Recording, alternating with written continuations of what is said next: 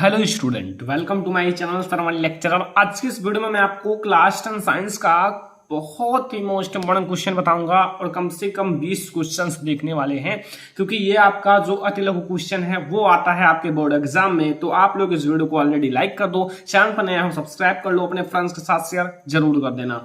देखो, इसका मतलब है कि ये सारे आपके बोर्ड एग्जाम में इसमें से आपके कई सारे क्वेश्चन पूछे जाएंगे, क्योंकि ये आपके लिए काफी ज्यादा स्पेशल है। टारगेट 90+ चल रहा है, आपको मैं दिला के रहूंगा और ये आपके लिए मोस्ट इंपॉर्टेंट है साइंस के लिए। तो चलो फिर क्वेश्चन नंबर फर्स्ट से स्टार्ट कर देते हैं। देखो, मैं आपको पूरा समझाऊंगा। क्वेश्चन नंबर फर्स्ट समझो कि वायु में जलाने से पहले मैग्नीशियम रिबन को साफ क्यों किया जाता है। आखिर अगर हम मैग्नीशियम रिबन को जलाते हैं तो वायु में जलाने से पहले हम इसे साफ क्यों करते हैं। इसका एक मेन कारण है कि मैग्नीशियम जो होता है ना, वो ऑक्सीजन से अभिक्रिया कर लेता है। अब मैग्नीशियम जब ऑक्सीजन से अभिक्रिया कर लेता है तो मैग्नीशियम ऑक्साइड की उसके ऊपर परत चढ़ जाती है। अब ऐसे में क्या होता है ना कि वो जब जलाया जाता है तो वो जलता ही नहीं है, जल्दी नहीं जलता। तो अगर हम उसको साफ कर देते हैं तो मैग्नीशियम रिबन ही केवल बचता है और वो आसानी से जलने लगता है। चलो फिर अब हमने जो लिखा है उसको समझते हैं। देखो, मैग्नीशियम रिबन की सतह पर उपस्थित मैग्नीशियम ऑक्साइड की सतह को साफ करने के लिए पहले इसे रगमाल से रगड़कर साफ कर लिया जाता है। कुछ नहीं है, मैग्नीशियम रिबन की सतह पर उपस्थित मैग्नीशियम ऑक्साइड की सतह को, मतलब जो मैग्नीशियम रिबन की सतह है, मतलब उसका जो सतह है जिस चीज का वो बना हुआ है मैग्नीशियम का, उसका सतह पर कौन उपस्थित हो जाता है, मैग्नीशियम ऑक्साइड की सतह को साफ करने के लिए दहन से पहले यानी कि जलाने से पहले हम इसे साफ कर लेते हैं रगमाल से रगड़ रगड़ कर। ठीक है, तो यहां से आपको ये क्वेश्चन समझ में आ गया कि वायु में जलाने से पहले आखिर मैग्नीशियम रिबन को साफ क्यों किया जाता है। तो काफी मोस्ट इंपॉर्टेंट क्वेश्चन है और ये क्वेश्चन आपके बोर्ड एग्जाम में पूछा जा सकता है। ठीक है, तो वीडियो को लाइक करते चलिए। तो यहां से आपको ये क्वेश्चन समझ में आ गया। अगला क्वेश्चन है, शुद्ध जल का पीएच मान कितना होता है। ये तो छोटा सा बच्चा भी जानता होगा अगर वो सही से पढ़ा होगा। अम्ल के बारे में, अम्ल के बारे में अगर आप पढ़ोगे, क्षार के बारे में और लवण के बारे में, तो आप इसे जान जाओगे। ठीक है, पीएच मान यहीं से स्टार्ट होता है कि अम्ल का जो होता है वो 7 उदासीन होता है एंड 7 के नीचे अम्ल होता है और 7 के ऊपर क्षार होता है। और जो जिसका कोई स्वाद ना हो, ना खट्टा हो ना मीठा हो, अच्छा सा पानी की तरह हो, तो वो आपका 7 ही होगा। क्योंकि यहाँ जो उपस्थित होते हैं महोदय, वो ना तो खट्टा होते हैं ना मीठा होते हैं, वो उदासीन होते हैं। और उदासीन का अर्थ है वो उसका कोई स्वाद नहीं होता है। अब देखो, यहाँ जो होंगे 0 से 14 तक, तो यहां से ऊपर जो होंगे वो कड़वे होंगे और 7 से नीचे जो होंगे वो बहुत ज्यादा खट्टे होंगे। ठीक है, तो इसलिए जो बहुत ज्यादा खट्टे होते हैं वो तो आपके अम्ल होते हैं, जो बहुत ज्यादा कड़वे होते हैं वो आपके क्षार होते हैं, लेकिन जो 7 नंबर पे होता है वो उदासीन होता है। इसका मतलब ये जो होगा ना, जल का पीएच मान 7 होता है। याद रखना, कभी भी आपसे पूछा जा सकता है। ठीक है, अब आप लोग कमेंट करना रुधिर का पीएच मान कितना होता है, नमक का पीएच मान कितना होता है, एंड बस 2 कमेंट करना बहुत है। ठीक है, अगला देखो, ब्लीचिंग पाउडर चूने से कैसे प्राप्त होता है। जो ब्लीचिंग पाउडर है वो आखिर चूने से कैसे प्राप्त होता है, समीकरण दीजिए। तो मैं आपको समीकरण के साथ समझा रहा हूं, कोई दिक्कत नहीं। सबसे पहले आप समझो, चूना का जो सूत्र होता है CaOH का होल ट्वाइस, ये होता है बुझा हुआ चूना और इसे बुझे हुए चूने से ही प्राप्त किया जाता है। पहले आप सूत्र को समझो, क्लोरीन से Cl2 से अभिक्रिया कराना है। ठीक है, तो यहाँ देखो, आप यहाँ आप समझो कि ये आपका CaOH का होल ट्वाइस जो है वो आपका बुझा हुआ चूना है। अब इससे जब आप लोग Cl2 की रिएक्शन कराओगे, यानी कि क्लोरीन का रिएक्शन कराओगे, तो आपको क्या प्राप्त होगा, CaOCl2। ये क्या है आपका, यही है आपका bleaching powder, calcium oxychloride and H2O, यानी कि पानी आपका बच जाएगा। ये आपका रिएक्शन है। रिएक्शन काफी इजी है, आपको 2 मिनट में समझ में आ गया होगा, क्योंकि ब्लीचिंग पाउडर से आप चूना तुरंत बना सकते हो, कोई दिक्कत नहीं। ब्लीचिंग पाउडर चूने से आप बना सकते हो, यानी कि चूना से आप ब्लीचिंग पाउडर 2 मिनट में बना सकते हो और रासायनिक समीकरण भी दे सकते हो, कोई दिक्कत नहीं होगा। काफी ज्यादा इजी है, अगर आप लोगों को समझ में आ गया हो तो अच्छी बात है। देखो, क्वेश्चन नंबर 4 की तरफ चलते हैं। क्वेश्चन नंबर 4 में क्या कह रहा है कि लोहे को जंग से, जंग का नाम सुना होगा, जैसे कोई लोहा होता है, अगर हम पानी धीरे धीरे बरस रहा है, ऊपर से रनिंग हो रही है, तो अगर हम उसे बाहर रख देते हैं, आपने देखा होगा कोई लोहे का सामान होता है जैसे पाइप होता है, तो उसे अगर हम बाहर छत पर या फिर बाहर धूप में रख देते हैं या फिर पानी थोड़ा थोड़ा बूंदा गिरता रहता है, तो क्या होता है, उस पर धीरे धीरे धीरे धीरे जंग चढ़ने लगता है। जब अगर उसे हम लोग पेंट ना करें तो जंग चढ़ने लगता है। और जंग ऐसा खराब चीज है ना कि वो उस लोहे को धीरे धीरे खत्म कर देता है। अगर उसे एक बार पटक दो तो टूट जाता है। तो वही, अगर हम लोहे को जंग से बचाना है तो हम क्या करेंगे, कौन सा तरीका अपनाएंगे, तो चलो फिर बताते हैं। लोहे के जंग से बचाने के लिए 2 तरीके हैं। मैं आपको 2 तरीका बताऊंगा, क्योंकि 2 तरीका आपको बोर्ड एग्जाम में लिखना भी है, एक तरीका नहीं लिखना है, 2 तरीका। पहला, लोहे की सतह पर पेंट या ग्रीस लगाकर, मतलब जो लोहे की सतह है उस पर पेंट लगा दो या ग्रीस लगा दो। पेंट अगर आप लगाओगे तो कोई भी पानी आएगा, पानी थोड़ा थोड़ा बूंद गिरेगा तो वो क्या होगा ना, उस पर रुकेगा नहीं, वो चिकना होता है और उससे पानी जो है नीचे चला जाएगा। और अगर कोई मिट्टी भी आती है तो वो चिकनी होती है, जो पानी चाहे ग्रीस हो और चाहे आपका लोहा का पेंट चढ़ा दो, चाहे पेंट हो चाहे ग्रीस हो, तो वो उस पर रुकेगा नहीं। और अगर वो रुक भी जाएगा तो पहले लोहे को नहीं नष्ट करेगा, पहले उस पेंट को काटने की कोशिश करेगा। अगर अंदर है लोहा तो पहले पेंट को खत्म करेगा तब तो लोहे में जाएगा। तो इसका मतलब वो काफी देर तक, काफी दिनों तक बचा रहता है, लेकिन फिर भी जब पेंट खत्म हो जाता है ना तो फिर वो होने लगता है। मतलब कुछ दिन का उपाय है, मतलब कुछ दिन आप बचा सकते हो। दूसरा है यस लेपन। यस लेपन का अर्थ है कि लोहे की वस्तुओं पर जस्ते की परत चढ़ाकर, लोहे की वस्तु पर अगर आप जस्ते की परत चढ़ा दो तो भी थोड़ा आप लोगों को लोहे को जंग लगने से बचाया जा सकता है। तो यहां आपको दो तरीके समझ में आ गए। पूरे एनसीईआरटी बुक का है, पूरे क्वेश्चन एनसीईआरटी बुक के हैं और सभी इंपॉर्टेंट है आपके बोर्ड एग्जाम के लिए, सब एनसीईआरटी से लिए गए हैं। चलो फिर हम लोग चलते हैं अगले क्वेश्चन की ओर। अगला क्वेश्चन देखो, अगला क्वेश्चन है किसी एक योगात्मक अभिक्रिया का समीकरण दीजिए। योगात्मक अभिक्रिया, योगात्मक अभिक्रिया का अर्थ है जुड़ना। जैसे आपने पढ़ा होगा चैप्टर फर्स्ट में संयोजन अभिक्रिया, बट संयोजन का भी अर्थ होता है जुड़ना, लेकिन यहाँ जो योगात्मक अभिक्रिया है वो कार्बनिक यौगिक है। इसमें आपको कार्बन के बारे में आपको देना है इसका रिएक्शन, जबकि हम लोग वो जो था उसमें हम लोग ऐसे रिएक्शन देते Na+Cl2 यानी कि NaCl2, तो उसमें आप इस तरह से रिएक्शन देते थे। लेकिन यहाँ कार्बन और हाइड्रोजन के बीच आपको रिएक्शन देना है, क्योंकि ये नाम है योगात्मक अभिक्रिया। तो आपको प्रश्न क्या पूछ रहा है कि किसी एक योगात्मक अभिक्रिया का रासायनिक समीकरण दीजिए। पूरा आपको मैं समझाता हूं। देखो योगात्मक अभिक्रिया, योगात्मक अभिक्रिया में पदार्थ आपस में संयोग करके केवल एक पदार्थ बनाते हैं। मतलब अगर कोई पदार्थ है, कोई नाभिक है, तो नाभिक एक में दो जुड़ेंगे और दो से एक बड़ा नाभिक बना लेंगे। ये आप लोगों ने पढ़ा होगा नाभिकीय संलयन, ठीक है। और एक होता था नाभिकीय विखंडन, एक नाभिक टूटकर कई सारे नाभिक बना लेते थे, लेकिन वो आपका वियोजन अभिक्रिया का एक अर्थ है। और यहां संयोजन का अर्थ है कि एक नाभिक, दो तीन नाभिक जुड़कर एक बड़ा सा नाभिक बनाएंगे। यहां कहने का अर्थ है कि योगात्मक अभिक्रिया में जो है ना पदार्थ आपस में संयोग करके एक पदार्थ बनाते हैं। जैसे दो पदार्थ आपस में संयोग करेंगे, और जब दो पदार्थ आपस में संयोग करेंगे तो एक पदार्थ का निर्माण करेंगे, वो भी अच्छा पदार्थ, बड़ा पदार्थ, ठीक है। कोई भी अन्य पदार्थ नहीं बनता है और उसमें जो है ना कोई दूसरा पदार्थ नहीं बनेगा, वो एक ही पदार्थ बनेगा, उसमें कोई भी प्रोडक्ट और दूसरा नहीं बनेगा, ठीक है। समझ में आया? अब समझो, मैं आपको रिएक्शन को समझाता हूं। देखो यहां लिखा हुआ है CH2 प्लस H2, यहां दो हो जाते हैं, एक तो CH2 डबल बॉन्ड में है, CH2 double bond CH2, and यहां फिर H2, ये दोनों आपस में मिल जाते हैं। और Na जो है ना वो तो प्रेरक है और आपको 200 से 300 डिग्री सेल्सियस पर गर्म करना है, ठीक है। तो आपका क्या बनेगा, CH3 एंड CH3, ये आपका क्या है, ये आपका C2 हो जाएंगे और H6 हो जाएंगे। ये है मेथड, यानी कि एथेन है, ये आपका क्या है, एथेन है, ठीक है। एल्केन समूह का एथेन है। तो यहां से आपको ये एक ही बना है, भले ही ये दो हैं लेकिन सिंगल बॉन्ड लगाकर एक है। ये डबल बॉन्ड लगा के दो भले दिखाई दे रहे हैं, मतलब ये एक ही है और हाइड्रोजन एक है, और ये दोनों मिलकर ये बनाते हैं। यही चीज है C2H6, या फिर C2H6 को आप CH3 सिंगल बॉन्ड CH3 भी लिख सकते हो, कोई दिक्कत नहीं। तो चलो फिर हम लोग चलते हैं अगले क्वेश्चन की ओर। अगला क्वेश्चन आपसे क्या पूछ रहा है कि साबुन क्या है, जो आप साबुन लगाते हो, डिटर्जेंट लगाते हो, वो क्या है। किसी एक साबुन का रासायनिक नाम लिखिए। सोप जो साबुन है, साबुन आखिर होता क्या है। आपसे कोई पूछ ले आप साबुन लगाते हो, नहाते हो, फिर आखिर साबुन होता क्या है, क्यों लगाते हो, तो आप समझ जाओ। साबुन का सूत्र सबसे पहले समझ लो, C17H35COONA, यानी कि C17H35COONA, ठीक है। ये होता है साबुन का सूत्र, ऑलरेडी याद रखना। अगर आपसे कोई भी पूछ ले तो मिस्टेक में आप बता देना, ठीक है। तो यहां से आप साबुन का सूत्र याद कर लो, ओके। अब भाई साबुन होता क्या है, देखो साबुन जो होता है ना उच्च वसीय, इसमें वसा पाया जाता है, वसा अम्ल पाए जाते हैं, एवं क्षारीय चीज भी पाए जाते हैं, जैसे सोडियम और पोटेशियम लवण होते हैं। जैसे साबुन जो होता है उच्च वसीय अम्ल के क्षारीय सोडियम या पोटेशियम लवण होते हैं। एक प्रमुख साबुन सोडियम सिट्रेट है, ठीक है, जिसका सूत्र होता है C17H35COONA। तो यहां से आपको साबुन भी समझ में आ गया, साबुन का सूत्र भी समझ में आ गया। ऑब्जेक्टिव में साबुन का सूत्र पूछा जाता है, एंड अति लघु में साबुन होता क्या है उसका सूत्र भी पूछा जाता है। ऐसे में आपको सब कुछ क्लियर हो गया होगा। अब आपसे कोई पूछ ले तो आप बता दोगे, ठीक है। तो यहां से आपका साबुन का पूरा प्रोसेस कंप्लीट हो गया। अब हम लोग देखेंगे अगला क्वेश्चन। अगला है स्टूडेंट आधुनिक आवर्त सारणी। अच्छा, आधुनिक आवर्त सारणी क्या है एंड मनोलिथ की आवर्त सारणी, इन दोनों में अंतर क्या है। कोई बता सकता है?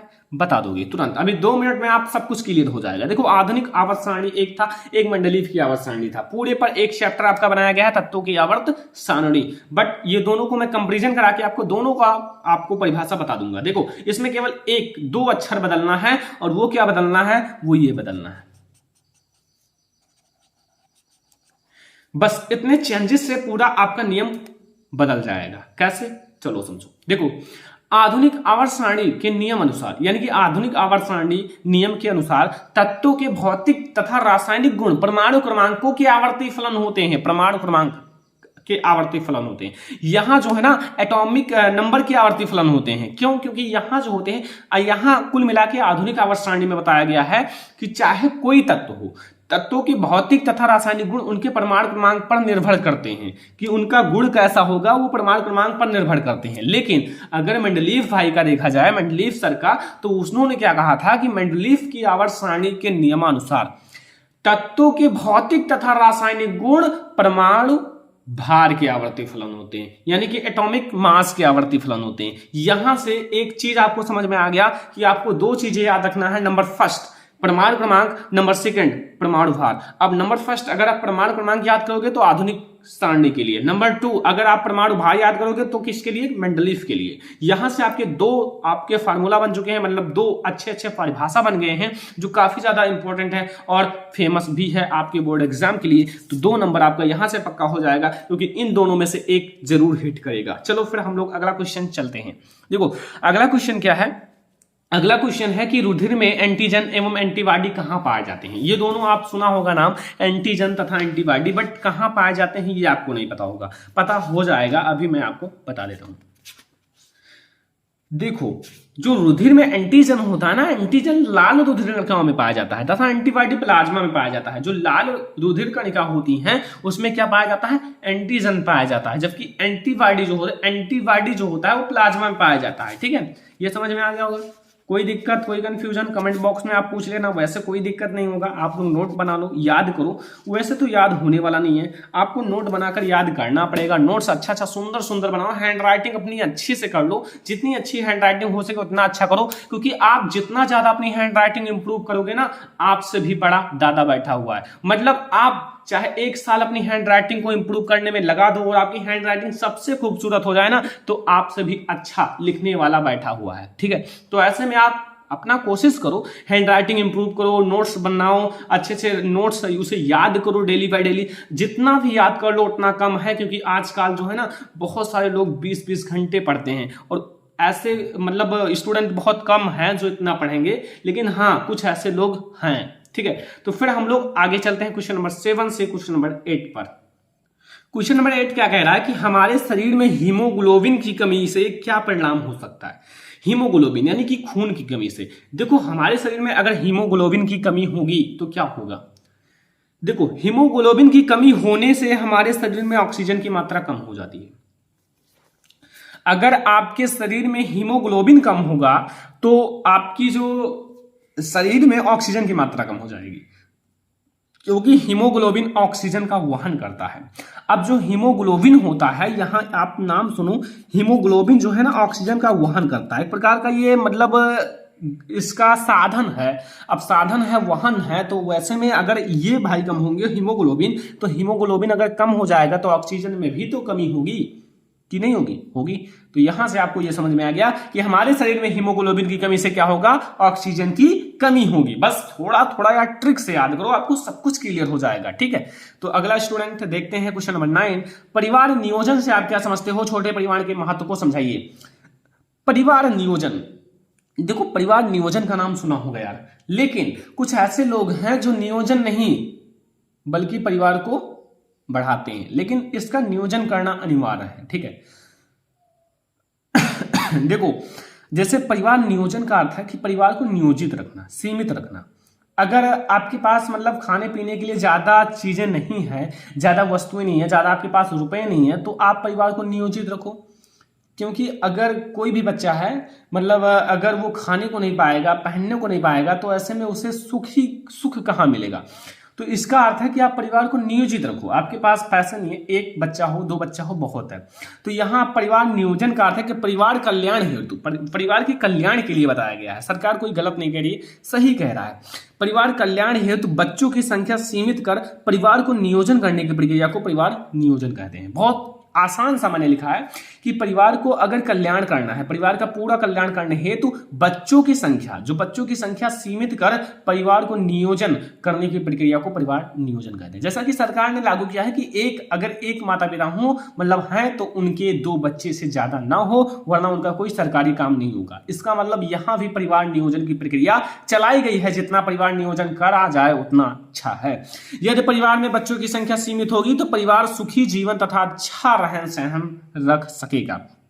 अगर कोई भी परिवार है, एक परिवार है जिसके पास, देखो मैं आपको समझाता हूं, अगर 2 परिवार हैं, एक परिवार के पास वही समझो 1 लाख रुपए हैं, दूसरे परिवार के पास भी 1 लाख रुपए हैं, लेकिन एक परिवार के पास 5 बच्चे हैं, दूसरे परिवार के पास 2 बच्चे हैं। अब बताओ कौन सुखी रहेगा, 5 बच्चे वाला या 2 बच्चे वाला? देखो शुरुआत में जो है ना वो 2 बच्चे वाला सुखी रहेगा, क्योंकि उसके पास भी 1 लाख है, उसके पास भी 1 लाख है। अगर 1-1 हजार खाएंगे तो उसका ज्यादा दिन चलेगा। बट आगे चलकर हो सकता है कि बच्चे कुछ काम करें और उनसे ज्यादा अर्निंग कर लें। बट आपको अपने परिवार को नियोजित रखना है। यहां से आपको परिवार नियोजन समझ में आ गया होगा, कोई भी दिक्कत नहीं होगा। ठीक है, अगला देखो, अनुवांशिकता के जनक कौन है? अनुवांशिकता का जनक आपसे कई बार पूछा गया होगा। अच्छा बताओ, अनुवांशिकता जो है ना, अनुवांशिकता के जनक, चलो फिर मैं आपको बताऊंगा। अभी आपसे 2 क्वेश्चन पूछूंगा, पहले मैंने 2 क्वेश्चन पूछा था, अब भी 2 क्वेश्चन पूछूंगा। सबका कमेंट बॉक्स में उत्तर देना, क्योंकि ये सारी चीजें पढ़ाई गई हैं। देखो 10 नंबर, अनुवांशिकता के जनक का नाम है ग्रेगर जॉन मेंडल। क्या है? Gregor John Mendel. बहुत सारे लोग केवल मेंडल ही कहते हैं, क्योंकि ये जो है आगे की चीज ग्रेगर जॉन, ये मतलब इंपॉर्टेंट है, आप पूरा याद रखना, ग्रेगर जॉन मेंडल। अब आप लोग हमें 2 उत्तर कमेंट बॉक्स में बताना कि ग्रेगर जॉन मेंडल जी ने मतलब किस पौधे पर अपना प्रयोग किया था। याद है? याद होगा, कमेंट बॉक्स में बताना। दूसरा, जो ग्रेगर जॉन मेंडल ने मतलब जिस पौधे पर प्रयोग किया था उसका रासायनिक नाम बताना, वैज्ञानिक नाम, उस पौधे का वैज्ञानिक नाम बताना। अब किस पर प्रयोग किया था वो आप बताओ और उसका वैज्ञानिक नाम आप बताओ, क्योंकि मैंने ऑलरेडी पढ़ा दिया है। चलो फिर यहां से आपका ये भाई कंप्लीट हो गया, जनक आपके कंप्लीट हो गए। अगला देखो कि लिंग संलग्नता से संबंधित किन्हीं 2 बीमारियों का नाम बताओ। लिंग संलग्नता का अर्थ है कि लिंग गुणसूत्र में कमी होना। ठीक है, तो यहां अब लिंग संलग्नता से संबंधित 2 बीमारियां मैं बताता हूं। Number first haemophilia. नंबर 2 वर्णांधता क्या है? वर्णांधता 2 रंगों में विभेद नहीं कर पाता, लाल एंड हरे रंग में। ठीक है, एंड हीमोफीलिया क्या है? कहीं आपके शरीर में कट जाए तो फिर खून बहता रहता है, जल्दी रुकता ही नहीं है।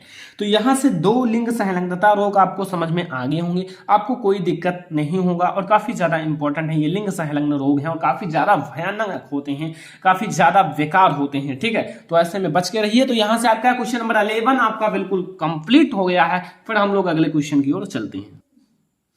अगले क्वेश्चन में आपसे क्या पूछ रहा है? कुछ पूछ रहा है, हाँ देखो लिखा हुआ है कि वायु के सापेक्ष जल तथा कांच के अपवर्तनांक क्रमशः 4/3 एवं 3/2 हैं।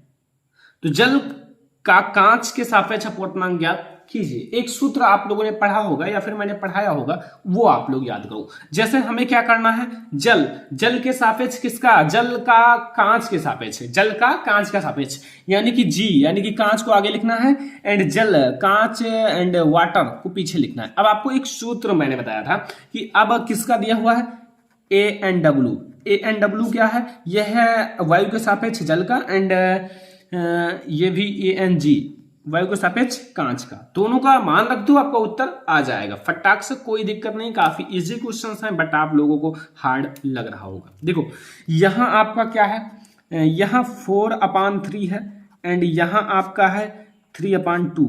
अब यहां अगर आप 4/3 इंटू अगर आप कर लोगे 3/2 तो ये आपका कितना आएगा? नहीं, ये 2 अपन ऊपर कर लो, 3 नीचे कर लो।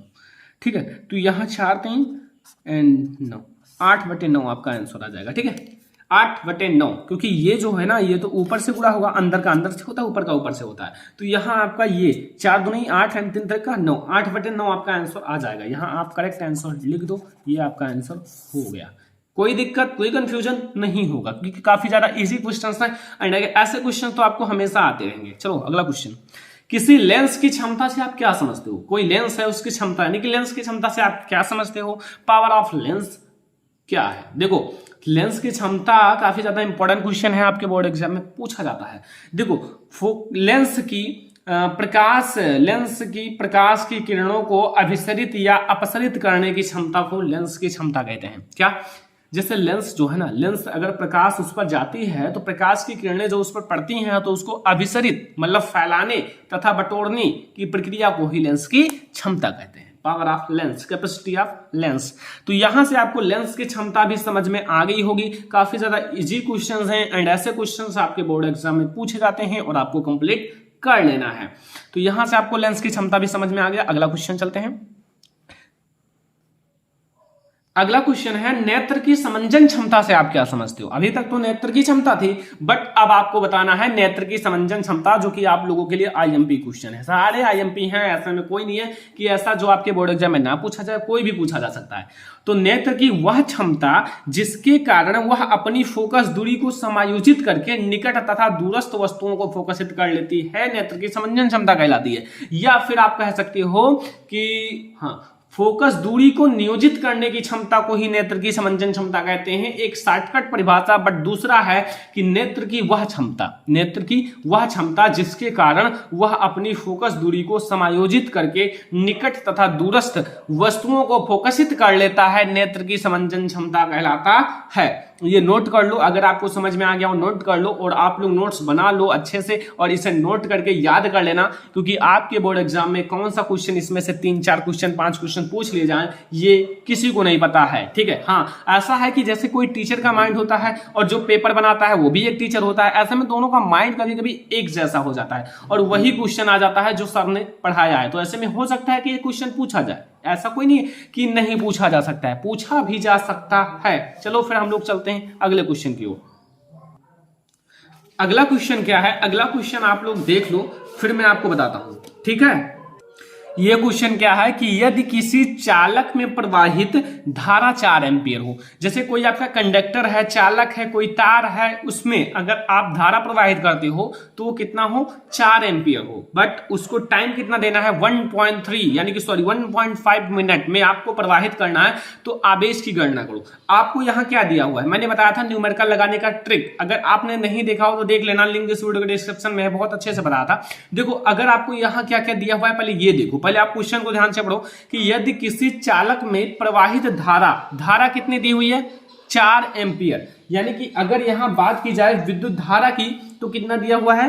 विद्युत धारा 4 एम्पियर दी हुई है। एंड अब बात आती है समय की, तो समय आपकी मिनट में दिया हुआ है, लेकिन आपको मिनट से छोटी इकाई में ट्रांसफर करना है, तो मिनट से आप सेकंड में ट्रांसफर करो। ठीक है, अब फिर आता है आवेश, तो आवेश ज्ञात करना है। चलो फिर मैं आपको स्टेप बाय स्टेप समझाता हूं।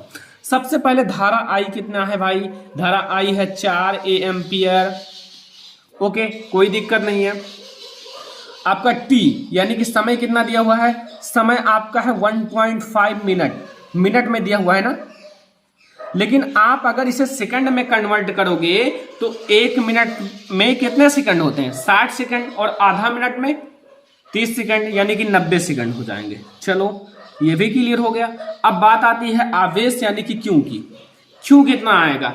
अब क्यू की बात अगर किया जाए तो कोई दिक्कत नहीं है, आप लोगों को मैंने एक सूत्र पढ़ाया था, I बराबर Q अपान टी। तो यहां से आप सूत्र को अप्लाई करके आप तुरंत अपने क्वेश्चन को सॉल्व कर सकते हो। I बराबर Q अपान टी, और यहाँ Q बराबर क्या होगा? I इंटू टी, यानी कि Q बराबर I कितना है? 4 इंटू 19 है ना। चलो देखते हैं 19, और यहां से आपका 19 है तो क्यों बराबर कितना आएगा? 360 कूलाम।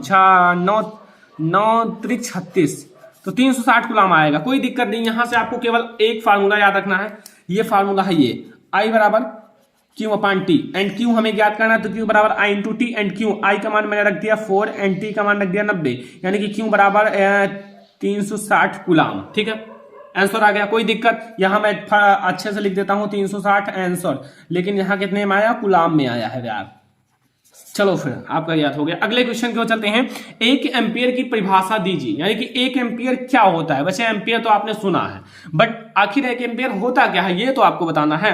देखो 1 एम्पियर जो है ना वो क्या है कि यदि किसी परिपथ में 1 सेकंड में, कितने? 1 सेकंड में 1 कूलाम आवेश प्रवाहित किया जाए, अगर टाइम कितना हो? 1 सेकंड हो, लेकिन 1 सेकंड में हमें 1 कूलाम आवेश प्रवाहित करना है, तो परिपथ में प्रवाहित धारा 1 एम्पियर होगी। कुल आपका कहां से डिपेंड है? एक सूत्र से। एक सूत्र वो कौन सा है अभी पता चल जाएगा। देखो आई आपको 1 लेना है, यानी कि ये सूत्र आप देखो, आई बराबर क्यू अपान टी। आई का मात्रा क्या होता है? 1 एएमपी लिख दो, एम्पियर, बराबर क्यू का मात्रा क्या होता है? 1 कूलाम। चलो भाई सब कुछ समझ जाओ, कोई दिक्कत होगा कमेंट बॉक्स में आप लोग बताना। 1 सेकंड।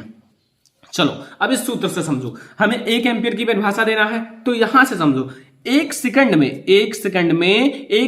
में अगर 1 कूलाम आवेश प्रवाहित किया जाए तो प्रवाहित धारा क्या होगी? 1 एम्पियर होगी। क्या दिक्कत है? अब तो समझ में आ गया ना। चलो फिर अगला क्वेश्चन की ओर चलते हैं। अगला क्वेश्चन है प्रश्न नंबर 17। एक समान चुंबकीय क्षेत्र में स्थित धारावाही चालक पर लगने वाले बल का सूत्र बताइए। अगर एक समान चुंबकीय क्षेत्र है, मतलब वो को है एक समान है, उसमें कोई भी रुकावट नहीं है, तो उसमें लगने वाले बल का सूत्र क्या होगा? तो आपको मैं एक सूत्र बताता हूं जिससे न्यूमेरिकल भी कई सारे पूछे जाते हैं आपके बोर्ड एग्जाम में।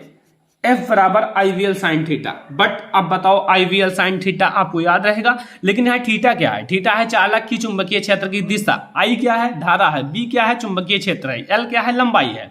यहां से 4 की चारों आपके समझ में आ गए, और इस पर न्यूमेरिकल अगर पूछा जाए तो आप चुटकियों में लगा सकते हो, क्योंकि काफी ज्यादा इजी फार्मूला है एंड आपसे न्यूमेरिकल भी पूछा जाता है। लास्ट क्वेश्चन नंबर 18 आपका है, एंड ये आपका अति लघु का लास्ट क्वेश्चन है। देखो विभिन्न प्राकृतिक संसाधन कौन से हैं? प्राकृतिक संसाधन यानी जो प्रकृति के द्वारा दिया गया है। मृदा यानी कि मिट्टी तो प्रकृति के द्वारा दिया गया है। जल भी प्रकृति के द्वारा दिया गया है। वायु भी प्रकृति के द्वारा दिया गया है। एंड वन्य जीव, जो आपका वन्य जीव है, जो वन्य जीव है जैसे जंगली जीव या फिर कोई जीव जो वन्य यानी कि जंगल में रहते हैं, कोयला, पेट्रोल आदि, ये सब प्राकृतिक देन है। अगर आपसे कह दिया जाए कि आप थोड़ा सा पानी बना दो, तो क्या आप बना सकते हो? नहीं, जब तक आप नीचे धरती से पानी को ना निकालो।